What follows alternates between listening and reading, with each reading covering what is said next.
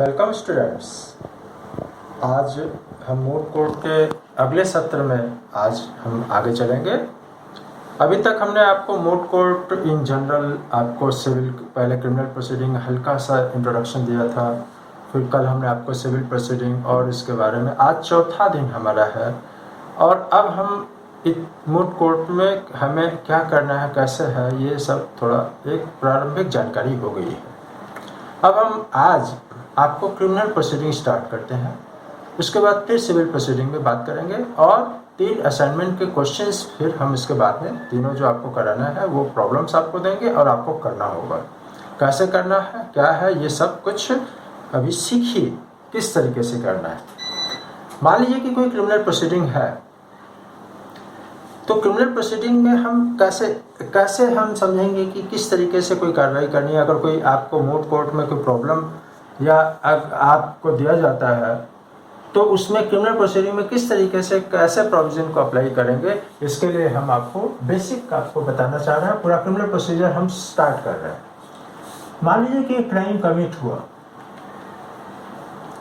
तो crime commit होने के बाद सबसे पहला हम क्लासिफिकेशन करते हैं कि ये कॉग्निजेबल ऑफेंस है कि नॉन कॉग्निजेबल ऑफेंस है। क्योंकि कॉग्निजेबल ऑफेंसेस के केस में, जैसा कि सेक्शन 2 CRPC हमारा जो बताया गया है, cognizable offences means those offences in which police officer may arrest without warrant and as well as it has been shown as cognizable offence in Schedule 1 of Criminal Procedure Code 1973. Non cognizable cases को भी define किया गया है, in these cases police officer cannot arrest without warrant of the court. Warrant means that is a formal order by the court, and warrant of arrest means to arrest. उसके बाद अगर cognizable offence commit हुआ है, अगर वो cognizable offence है, तो उस केस में सबसे पहला जो स्टेज ये होगा कि इसमें फर्स्ट इंफॉर्मेशन रिपोर्ट FIR 154 में केस दर्ज होगा और उसके बाद इन्वेस्टिगेशन प्रोसेस स्टार्ट होगा।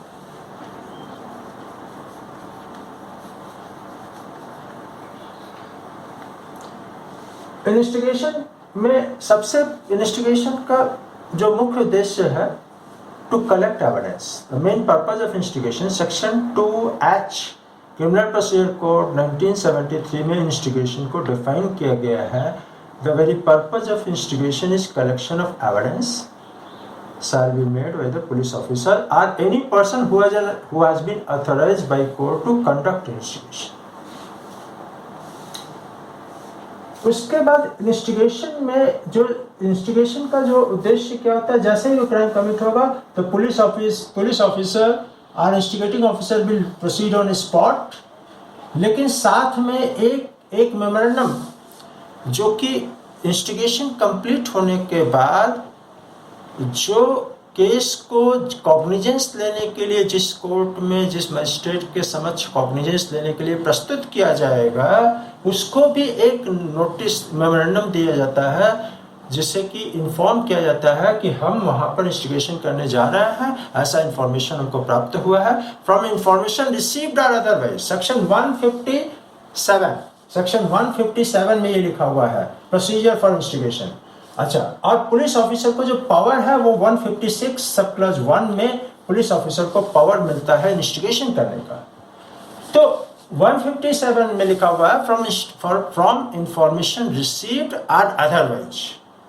तो पुलिस ऑफिसर और any person who has been authorised on behalf of that police officer will proceed on spot for the purpose of collection of evidence and to make inquiry to those persons who are acquainted with facts and circumstances of the case in order to find out the various facts and circumstances of the case.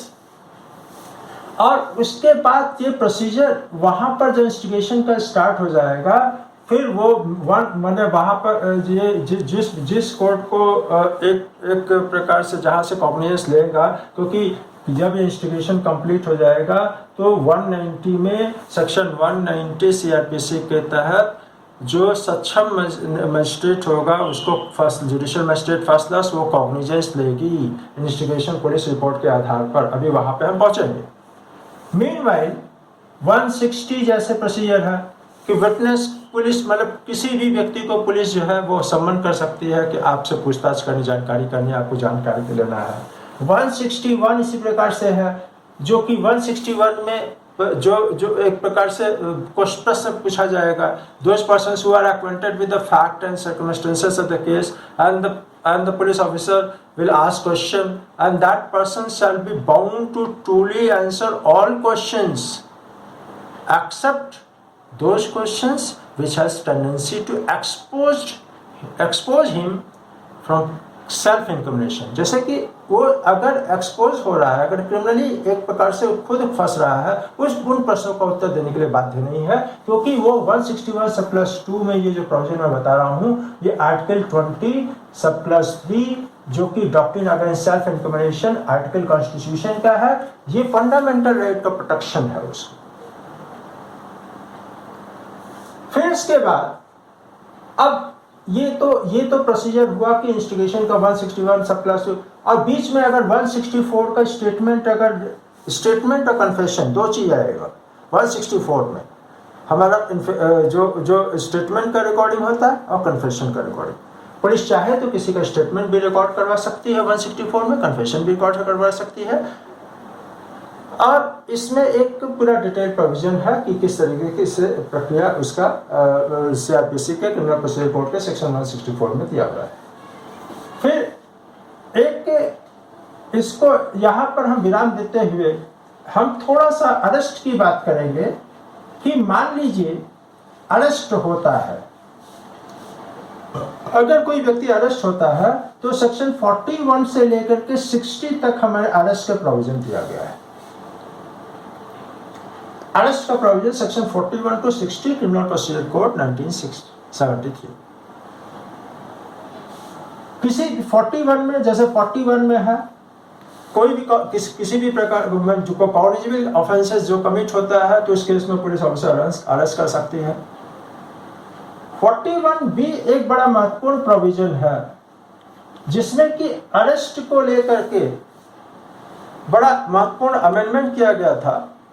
उसमें 41B में कि उन अपराधों में जिनमें 7 साल से कम की सजा है, पुलिस तभी अरेस्ट करेगी अगर from reasonable information reasonable complaint, credible information, reasonable suspicion exists that there is commission of cognizable offense। और उसको इसलिए अरेस्ट करना पड़ रहा है क्योंकि वो एविडेंस का टेम्परिंग कर सकता है, वो भाग सकता है, तभी अरेस्ट आप करेंगे, नहीं तो अरेस्ट नहीं करेंगे। ये आर्टिकल 21 जो हमारा फंडामेंटल राइट है, जो आर्टिकल 21, 22 इस प्रकार से प्रोटेक्शन है, जो फंडामेंटल राइट है हमारा कि no person shall be deprived of his right to life or personal liberty except according to procedure established by law। उस फंडामेंटल राइट के परिधि में ये सुप्रीम कोर्ट ने इसको कई केसेस में इसका निर्णय दिया और उसको अमेंडमेंट करके अरेस्ट में 7 साल से कम के सजा के लिए सजा के वाले मामलों में अरेस्ट करने के लिए सर्टेन गाइडलाइंस 41B में दी। उसके ऊपर अगर है तो वो नॉर्मली जिस प्रकार से अरेस्ट कर सकते हैं वो हमें डिटेल प्रोविजन देखना पड़ेगा। इसके अलावा हमारा 40 हमारे जो गाइडलाइंस है डायरेक्ट मैंने सर्टेन सेफगार्ड्स हैं, अरेस्टी का जो राइट है 41A, B, C, D ये सारे हमारे प्रोविजन ये इसमें दिए गए हैं। 43 में प्राइवेट पर्सन भी अरेस्ट कर सकता है, वो प्राइवेट पर्सन अरेस्ट करके उसको वहां पर पुलिस ऑफिसर को हैंडओवर कर सकता है। एक इंपॉर्टेंट चीज है कि अगर किसी भी व्यक्ति को अरेस्ट किया जा सकता है तो उसको सेक्शन 57 रेड विथ आर्टिकल 22(2) के तहत विद इन 24 आवर्स उसको नियरेस्ट जुडिशियल मजिस्ट्रेट के समक्ष प्रस्तुत करना पड़ेगा। ये सेक्शन 57 सीआरपीसी है आर्टिकल 422 से +2 फंडामेंटल राइट है कि विद इन 24 आवर्स उसको नियरेस्ट जुडिशियल मजिस्ट्रेट के समक्ष प्रस्तुत करना पड़ेगा। ऐसा इसलिए किया गया है कि आपको अगर पुलिस ने किसी को अरेस्ट किया हुआ है तो इन्वेस्टिगेशन ये मान लेती है, यानी प्रोसीजरल लॉ हमारा ये एक प्रकार से प्रावधान करती है कि आप इन्वेस्टिगेशन कर लीजिए और उसके बाद कर। फिर इसके बाद आता है 167, अगर इन्वेस्टिगेशन 24 आवर्स में कंप्लीट नहीं होता है और फर्दर कस्टडी की जरूरत है तो उसमें 167 में डिटेल प्रोविजन है और वो जिस जुडिशियल मजिस्ट्रेट के समक्ष प्रस्तुत करेंगे वहां पर उसको 14 डेज के लिए वो एक प्रकार से जुडिशियल या पुलिस रिमांड पर दिया जाएगा। वो जुडिशियल कस्टडी भी हो सकती है और पुलिस कस्टडी ज़्यादा नहीं देते हैं, उसमें मैक्सिमम 3, 4, 7 दिन जैसा भी वो होता है, केस के ऊपर डिपेंड करता है। तो ये 14 डेज का एक्सटेंशन कर सकते हैं, वो जुडिशियल कस्टडी के रूप में रहेगा। फिर उसके बाद 169 ये हमारा, आप देखिए ये अरेस्ट से हमने यहाँ पे कनेक्ट कर दिया, ये अरेस्ट का प्रोविजन 41 to 60 है और 164 के बाद 167 यहाँ पे आ गया जो इंस्टिगेशन का चैप्टर है। एक्चुअली जो इंस्टिगेशन का प्रोविजन है वो 154 से लेकर के और 170 ये 6 तक आपका जो पूरा इन्वेस्टिगेशन का जो चैप्टर है उसमें ये सारा कुछ दिया हुआ है। इसमें इसके तहत हम डिस्कशन कर रहे हैं।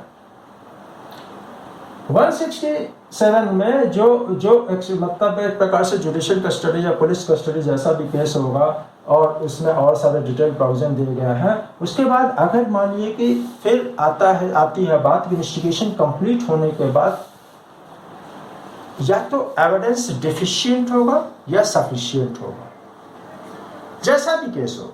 अगर एविडेंस डेफिशिएंट है तो उसको छोड़ करके उसको बेल पर पुलिस छोड़ सकती है और मतलब बेल का प्रोविजन हम आपको अलग से बताएंगे। और अगर सफिशिएंट है तो जुडिशियल मजिस्ट्रेट के समक्ष फॉरवर्ड कर दिया जाएगा और विद पुलिस रिपोर्ट, जो कि पुलिस रिपोर्ट को सेक्शन 2 में डिफाइन किया गया है और उसमें लिखा हुआ है कि 173(2) में, यानी कि इसी इंस्टिगेशन के चैप्टर में जो प्रोविजन दिया गया उसके तहत जो पुलिस अपना इंस्टिगेशन करने के बाद जो रिपोर्ट सबमिट करती है उसको हम पुलिस रिपोर्ट कहते हैं।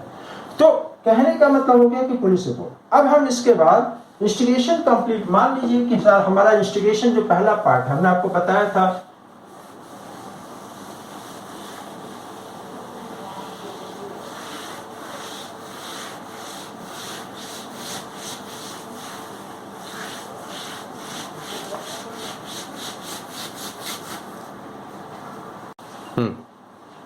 इंस्टिगेशन। अब हम बताएंगे आपको कि ट्रायल में जो एक प्रकार से जब क्रिमिनल प्रोसीडिंग की बात करते हैं तो क्रिमिनल प्रोसीडिंग में हमारा जो 3 स्टेज होता है, इन्वेस्टिगेशन,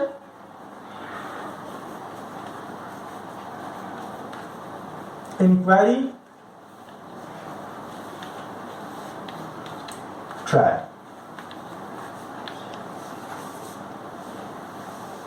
देखिए इन्वेस्टिगेशन का हमारा जब काम कंप्लीट हो जाएगा तो अगला जो स्टेज हम चलेंगे, इन्वेस्टिगेशन के बाद जो पुलिस रिपोर्ट होगी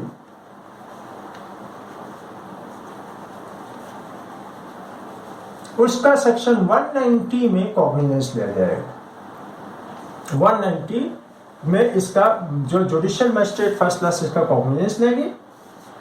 और एक चैनल और है, ये यहां पर हम इसको रोकते हैं कॉग्निजेंस में। एक चैनल और है, कंप्लेंट का चैनल है। देखिए ये एफआईआर का चैनल था जिसमें कि हम पूरा इंस्टिगेशन के बारे में बताए और यहां पर पुलिस रिपोर्ट आ गई और 190 में। दूसरा कंप्लेंट का चैनल है। कंप्लेंट को सेक्शन 2D CRPC में डिफाइन किया गया है। Complaint means any allegation made orally or in writing to a magistrate with a view to taking action against certain known or unknown person who might have committed certain offense. Any allegation made orally or in writing, यानी कि कोई भी व्यक्ति जिसके खिलाफ offence commit हुआ, police थाने में नहीं जाना चाहता, FIR लॉन्च नहीं कराना चाहता, या पुलिस नहीं कर रही है, दूसरा पक्षकार बहुत शक्तिशाली है, ये एक व्यवस्था दी गई है कि भारत जैसे देश में जहां पर न्याय सबके लिए, हमारे संविधान में न्याय सबके लिए, जस्टिस फॉर ऑल, तो ऐसी दशा में वो व्यक्ति सीधे जुडिशियल मजिस्ट्रेट के समक्ष प्रस्तुत होकर के ओरली और इन राइटिंग, मौखिक रूप से उपस्थित अपनी सारी बात कर सकता है कि हमारे साथ ये हुआ है, इस प्रकार का अपराध हुआ है, और वो जुडिशियल मजिस्ट्रेट उस सारे ओरल जो भी सबमिशन होगा उस कंप्लेनेंट का, उसको पूरा बाकायदा रिकॉर्ड करे, और इसी पर या राइटिंग में भी दे सकता है, ओरली और in writing to a magistrate. लेकिन सबसे महत्वपूर्ण बात क्या है कंप्लेंट की? With view to taking action against certain known और अननोन पर्सन, नामजद रिपोर्ट हो या अज्ञात व्यक्तियों के विरुद्ध इस प्रकार से कंप्लेंट दर्ज कराया जा रहा हो, उनके खिलाफ कार्रवाई करने की अपेक्षा से वो जाता है। अब कंप्लेंट के केस में जैसे ही स्टार्ट हुआ तो सबसे पहले सेक्शन 200 एग्जामिनेशन ऑफ कंप्लेनेंट। 200 का उद्देश्य क्या है कि कंप्लेनेंट जो कंप्लेंट लेकर के आया है वो क्या वास्तव में ये कंप्लेंट जेन्युइन है, कहीं पर किसी भी प्रकार का ऐसा तो नहीं कि झूठ मूठ का आरोप लगा रहा, किसी को परेशान करने के नियत से कर रहा। तो एग्जामिनेशन ऑफ कंप्लेनेंट विद, जिससे कि उसका उद्देश्य ये है कि मजिस्ट्रेट ये सुनिश्चित करना चाहेगा कि इसमें वास्तव में इसके कंप्लेंट में एक जेन्युइन फैक्ट्स हैं जिसके आधार पर ये कंप्लेंट दर्ज करा रहा। एग्जामिनेशन ऑफ कंप्लेनेंट 202, उसमें फर्दर अगर इंस्टिगेशन कराने की बात आएगी, अगर मजिस्ट्रेट अगर सोचती है कि मतलब इसमें फर्दर इंस्टिगेशन है, तो सेक्शन 156 सब क्लॉज 3, मतलब ये जहां पर सेक्शन 202 के सब क्लॉज 2 के तहत इसमें इंस्टिगेशन कॉग्निजेंस लेने के बाद, अब मैं आपको बता दूं कि जैसे हमने आपको बताया कि इंस्टिगेशन में भी एक तो होता प्री कॉग्निजेंस, तो प्री कॉग्निजेंस जो हमारा इंस्टिगेशन था वो प्री कॉग्निजेंस वो सेक्शन 156 सब क्लॉज 1 में था। और यहाँ पर अगर मान लीजिए कि कंप्लेंट का कॉग्निजेंस यहाँ पर कोर्ट नहीं लेती है, अब बिना कॉग्निजेंस लिए हुए अगर इंस्टिगेशन कराएगी तो 156 सब क्लॉज 3 के तहत इंस्टिगेशन कराएगी। मान लीजिए कि कोर्ट ने कॉग्निजेंस ले लिया, तब 202 सब क्लॉज 2 के तहत यहाँ पर इंस्टिगेशन कराने का आदेश दे सकती है। ये हमारे अलग अलग इंस्टिगेशन का, क्योंकि न्यायालय भी बिना लॉ के द्वारा एम्पावर्ड, जो लॉ के द्वारा पावर कन्फर्म किया गया है, बिना उस पावर के एक्सरसाइज किए हुए कोई भी कार्य नहीं कर सकती। Everything has been conferred by law. So criminal procedure court को पावर कन्फर करती है, तो 156(1) में पुलिस ऑफिसर को ये पावर है इंस्टिगेशन। जैसे ही कॉग्निजेंट ऑफेंस का केस अगर इसके इंफॉर्मेशन मिलता है तो वो इंस्टिगेशन का पावर इसको डिराइव हो जाता है। 156(3) में अगर कॉग्निजेंस नहीं ली है, कोर्ट ने कॉग्निजेंस नहीं लिया है, उस केस में वो एक प्रकार से इंस्टिगेशन करेगी। और कॉग्निजेंस अगर कंप्लेंट केस में कॉग्निजेंस अगर मतलब जैसे लिया, एग्जामिनेशन किया और कॉग्निजेंस लेने के बाद किसी केस में इंस्टिगेशन कराना हो तो 202 सब क्लॉज 2 में ये प्रोविजन दिया गया है। उसके बाद यहाँ से हमारा चैनल एक प्रकार से कंप्लेनेंट का एग्जामिनेशन हो जाएगा और उसको लगता है कि कोई मैटर नहीं है इसमें, तो 203 में dismissal of complaint, dismissal of complaint का डिसमिसल किया जा सकता है। उसको लगता है कि कंप्लेंट में कोई जेन्युइन फैक्ट्स नहीं है, और अगर कंप्लेंट का डिसमिसल नहीं होता है तो 204 में प्रोसेस इशू किया जाएगा और यहां से कॉमन चैनल शुरू हो जाता है कंप्लेंट का केस। और ये माने कि 190 में कॉग्निजेंस लेने के बाद 204 में जो प्रोसेस इशू होगा, वो प्रोसेस में सम्मन केस में सम्मन और वारंट केस में वारंट इशू होगा। लेकिन सम्मन केस में भी वारंट इशू किया जा सकता है। वारंट में सम्मन, ये सेक्शन 87 ये इसका प्रोविजन है, इसके साथ जो आपका 87 में ये सीआरपीसी में प्रोविजन है।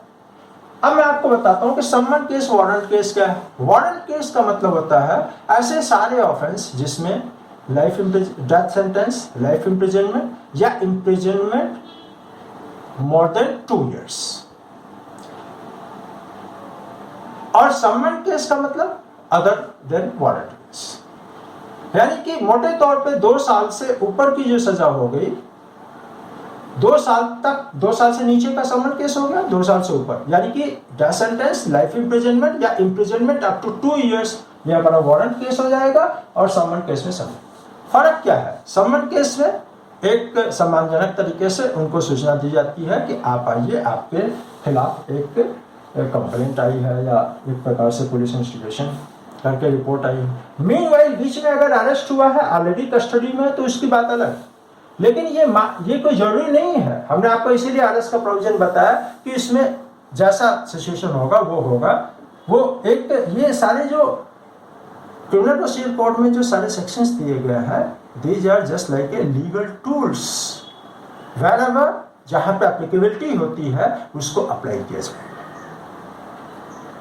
उसके बाद फिर हमारा 205 की बात आती है। 205 की हम बात करेंगे। 205 में पर्सनल अटेंडेंस से डिस्पेंस किया जा सकता है कि मतलब उनको पर्सनली अपीयर नहीं हो कुछ केसेस में। फिर इसके बाद फिर जो मुख्य प्रोविजन 207 और 208 की हम बात करते हैं। ये एक प्रकार से एक्यूज को, मतलब जब जो अक्यूज पर्सन जो बनाया गया है उसको सारी चीजें दी जाती है, एफआईआर की कॉपी, इंस्टिगेशन का रिपोर्ट, या जो ये इस प्रकार से 161 में जो एग्जामिनेशन किया गया, ये सारी चीजें ये सब कुछ इनको सप्लाई किया जाता है, उसकी कॉपी दी जाती है जिससे कि वो अपनी तैयारी कर सकते हैं। देखिए एक चीज मैं आपको बता दूं कि क्रिमिनल प्रोसीजर कोड में कभी भी या क्रिमिनल प्रोसीडिंग में किसी भी प्रकार की जो जुडिशियल प्रोसीडिंग है उसमें पूरी ट्रांसपेरेंट मैकेनिज्म होती है। None of the parties should be taken at surprise. Everything should be very transparent. दोनों पक्ष को पता होना चाहिए कि हमारे खिलाफ क्या आने वाला है, किस तरीके से हम, तो एक्यूज पर्सन को फेयर ट्रायल मिलना बहुत जरूरी है। उसको अपना डिफेंस करने की पूरी अपॉर्चुनिटी मिलनी चाहिए। 207, 208 इसका उसी का एक नमूना है, एक प्रोविजन इस सिद्धांत को दर्शाता है। उसके बाद 209 की बात हम करेंगे। कमिटल, अगर मान लीजिए, देखिए जुडिशियल मजिस्ट्रेट फर्स्ट क्लास ही हमेशा केस का मतलब कॉग्निजेंस लेगा। ये मतलब हमारा जो सेक्शन जो 190 है उसमें एक बात स्पष्ट रूप से कही गई है कि जुडिशियल मजिस्ट्रेट ही हमेशा कॉग्निजेंस लेगा। सेशन कोर्ट कभी कॉग्निजेंस नहीं लेती। खाली एक एक्सेप्शन है 199 सब प्लस 2, 199 सब प्लस 2, जो हाई डिग्निटरीज के अगेंस्ट डिफेमेशन का जो केस होता है, मतलब हाई डिग्निटीज वाले जो डिफेमेशन वाले केस है उसका कॉग्निजेंस ले सकती है, उसके अलावा किसी केस का कॉग्निजेंस नहीं लेगी। तो सेशन 209 में किसी केस का जो कॉग्निजेंस जो मतलब लिया है उसका कमिटल होता है, केस को कमिट किया जाएगा। जुडिशियल मजिस्ट्रेट अगर सेशन कोर्ट के द्वारा ट्रायल है, हमारा जो शेड्यूल 1 है उसमें 6 कॉलम है। पहले कॉलम में हमारा एक प्रकार से आईपीसी के सेक्शन दिए गए हैं, फिर कॉग्निजेबल है, नॉन कॉग्निजेबल, फिर उसमें कितना आईपीसी का सेक्शन दिया गया है। उसके बाद फिर ये उसमें कितना पनिशमेंट है, फिर कॉग्निजेबल है, नॉन कॉग्निजेबल है, बेलेबल है, नॉन बेलेबल है, फिर किस कोर्ट के द्वारा ट्रायल है, ये पूरा सीरीज में दिया गया है। पूरा शेड्यूल 1 में ये सारी बातें कही गई है। इसीलिए हमने आपको बताया था कॉग्निजेबल, नॉन कॉग्निजेबल। जब कॉग्निजेबल केस का कॉग्निजेबल ऑफेंस के परिभाषा हमने बताया था तो हमने आपको समझाया था कि cognizable offence are case are those offences in which police officer may arrest without warrant and has been shown as cognizable offence under schedule 1 of criminal procedure code 1973। तो उसी कॉलम में दर्शाया गया है। तो आईपीसी का सेक्शन रहेगा, उसमें कितना पनिशमेंट है, cognizable, non cognizable, bailable, non bailable और by which court it is triable. 6 columns दिए गए हैं, ये पूरा शेड्यूल में दर्शाया गया है। अभी हमने आपको कल भी बताया था कि जब भी हमारा ये लेक्चर देखें आप तीनों बयान एक्ट, सीपीसी, सीआरपीसी, एविडेंस समझ रखें और उसको खोल के तुरंत वहां पे देखिए कि ये सारी जो जिसके हम चर्चा कर रहे हैं इसमें क्या प्रावधान दिए गए, तभी आप सीखेंगे। कमिटल केस होने के बाद वो सेशन कोर्ट में केस को कमिट कर दिया गया, तो उसका फिर अब हमारा सेशन कोर्ट का जो ट्रायल होगा वो अलग से हम आपको इसके बारे में बताएंगे। आज हम आपको बस इतना ही बताते हैं, और चूंकि ये अब हमने क्रिमिनल प्रोसीजर स्टार्ट कर दिया है, और इस तरीके से एक पर्पज ये है कि हम मुख्य रूप से जो बेसिक इसके क्रिमिनल प्रोसीजर के हैं और साथ में एविडेंस को भी हम लेके चलेंगे जहां जहां आवश्यकता होगी, और पूरा आपको बेसिक नॉलेज दे दिया जाए, तभी मूट कोर्ट का ये पेपर आपके लिए सरल और सहज होगा। धन्यवाद।